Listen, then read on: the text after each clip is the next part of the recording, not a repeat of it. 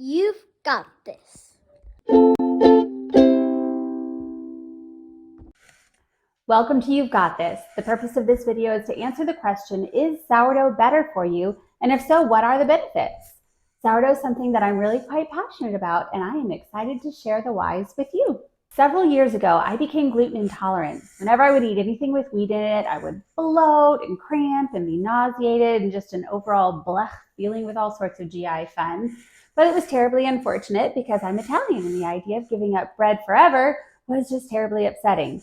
So I started doing research, and the results were very exciting. It turns out that if you don't have celiac disease or an actual wheat allergy, what most people are reacting to in wheat is the phytic acid and gluten that are both present in wheat.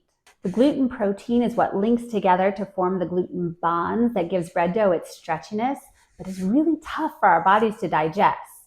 Phytic acid is present in all grains. It keeps the grain dormant until it's time to sprout, which is good.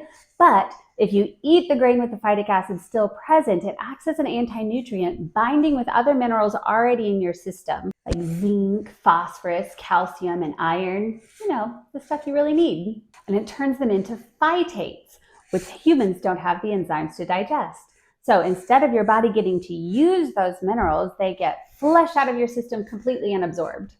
But the good news is the fermentation process used in making sourdough breaks down a huge portion of both the phytic acid and the gluten in wheat, making it so much easier for your body to digest and to utilize the nutrients in what you're eating. Although it's still not safe for people with celiac disease to eat sourdough bread when it's made with wheat or anything with gluten, people who have gluten intolerances, like me, have found that they can eat properly soured bread. Sourdough bread also scores lower on the glycemic index than regular white bread, clocking around 54, which is low to moderate, whereas regular white bread scores around 71, which is moderate to high. Meaning sourdough has less of a spiking effect on your blood sugar and leads to more sustained energy levels, which is a big reason why runners, especially long distance runners, really benefit from including sourdough in their diet. In the description, I've included a couple links to some really interesting articles if you're interested in more information on those topics.